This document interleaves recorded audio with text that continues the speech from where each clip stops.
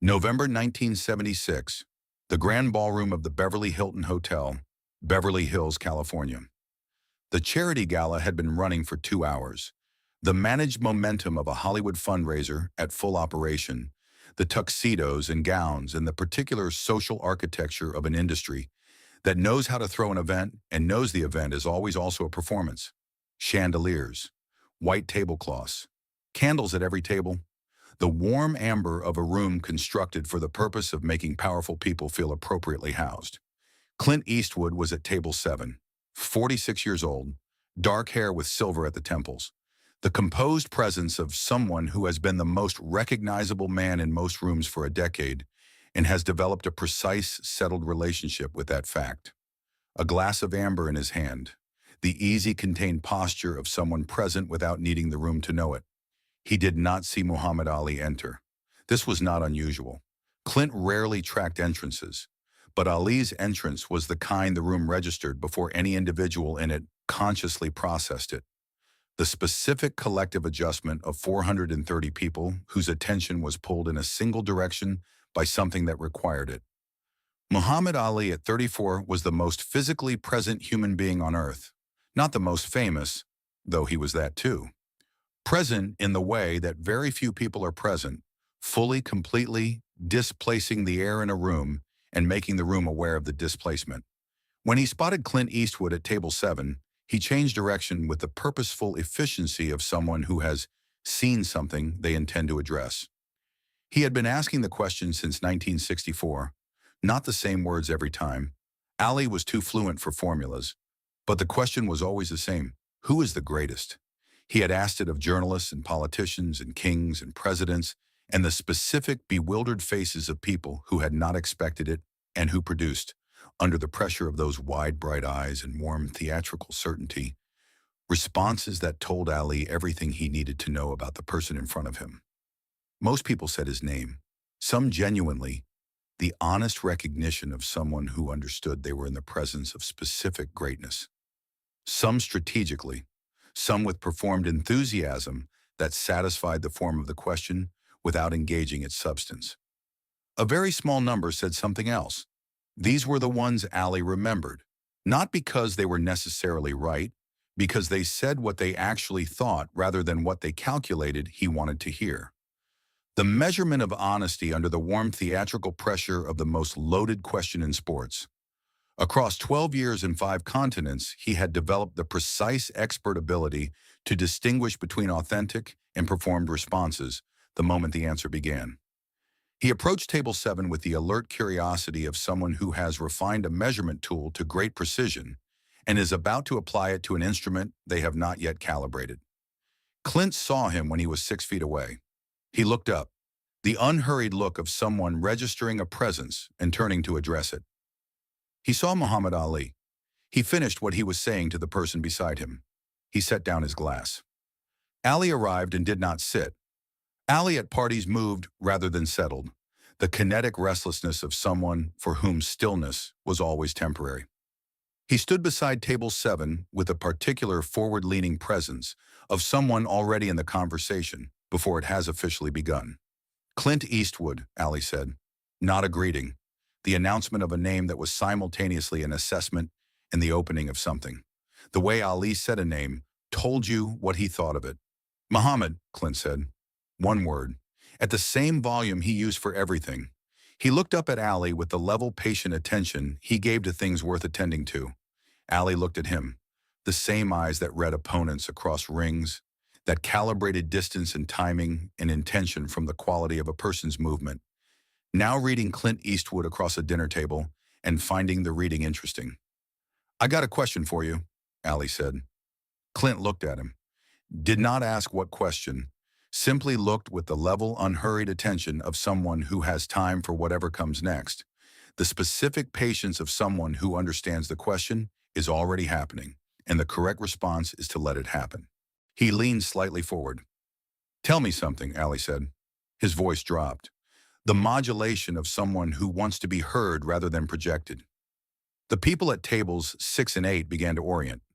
The involuntary reorientation of people who can hear from the quality of a nearby silence that something deserves to be heard. In your opinion, the finger came up. The alley pointing finger, the one that had pointed opponents and cameras in the general direction of history for 15 years, pointed now at Clint Eastwood across a white tablecloth with the theatrical warmth of someone who has been doing this for 12 years and still means it every single time.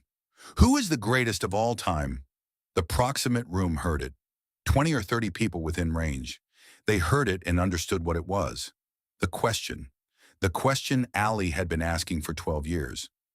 Clint received it without visible adjustment. He looked at Ali. The finger, the wide, bright eyes, the theatrical warmth of someone who asks this question and means it. The table went quiet. The adjacent tables went quiet. The silence spread outward in the rippling way silences spread when something has been said that makes ambient noise feel beside the point. 30 people were now in the alert quiet of people who understood they were about to witness something worth witnessing. 4 seconds. Clint Eastwood looked at Muhammad Ali for 4 seconds. Not the silence of uncertainty, the considered silence of someone who has received a question and is giving it the respect of a real answer rather than the first answer that arrives. The silence of someone for whom the question is genuinely interesting. Ali watched him. This was what people at adjacent tables described most consistently when they told the story. That Ali watched those 4 seconds with the alert attention of someone who has been waiting 12 years for something and is not entirely sure whether the waiting is about to end. The wide, bright eyes. The particular quality of Muhammad Ali being genuinely curious about what was coming. The candles burned on the white tablecloths. Someone at table 8 had stopped mid-sentence. A waiter approaching with wine had stopped at the carpet's edge. Reading the room correctly. 3 seconds. 4. Clint picked up his glass. He looked at it briefly, giving the question one more second of genuine consideration, then set it down. He looked at Muhammad Ali and said the thing that 4 seconds of real thinking had produced, the answer nobody at table 7 had prepared themselves to hear. Sugar Ray Robinson, Clint said. 3 words. Not Muhammad Ali's name. Not the name 12 years of asking had produced from presidents and kings and champions. The name of a welterweight who retired in 1965. A man who fought in a different era at a different weight. Sugar Ray Robinson. Ali processed this.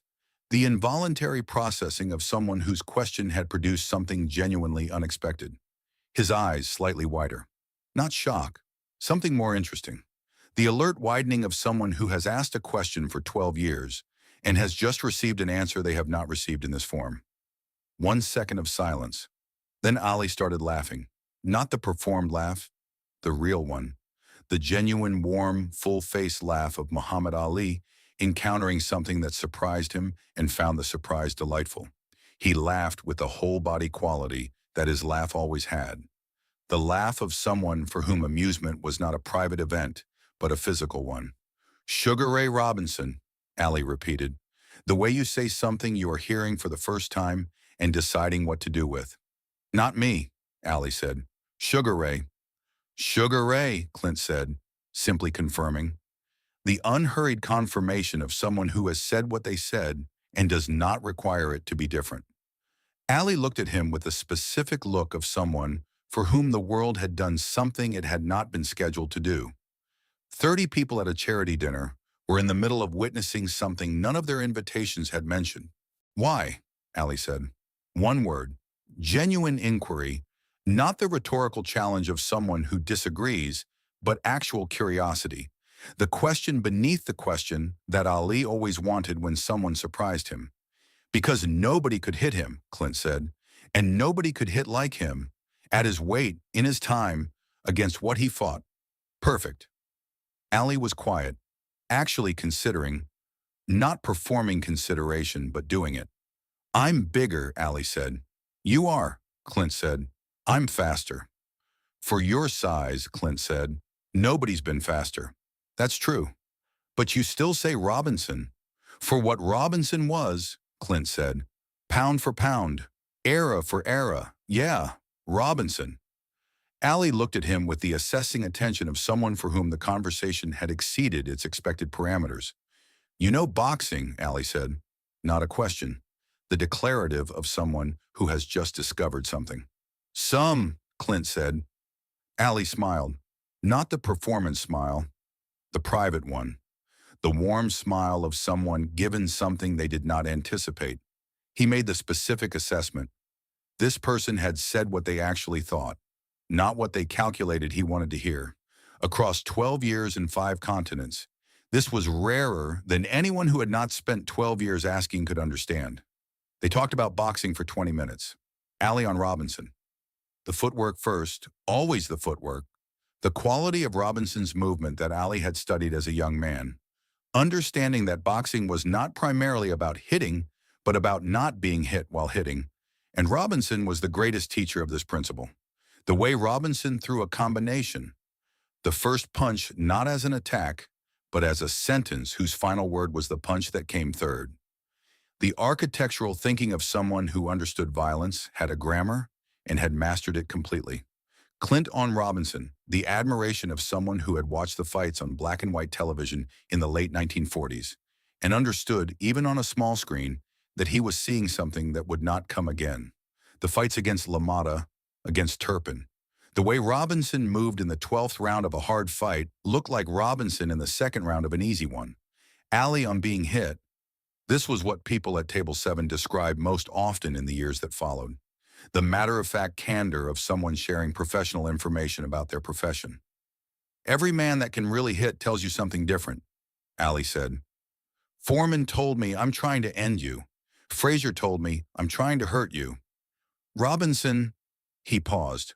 Robinson told you, I know exactly where this is going, and you don't.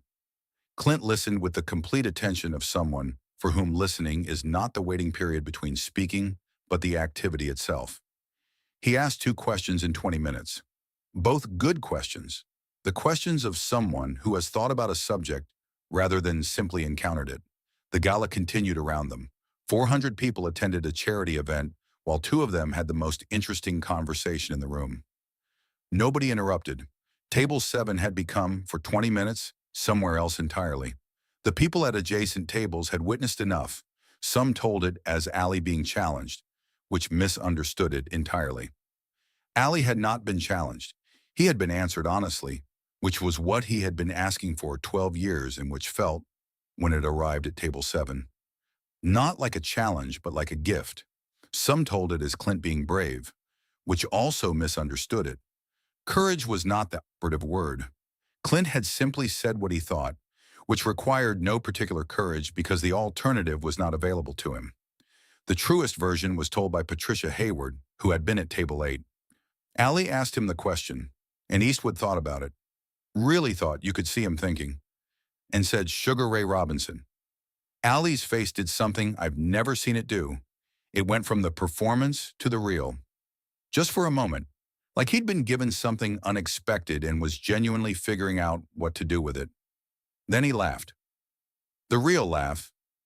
And they talked for 20 minutes while the rest of us sat there and listened.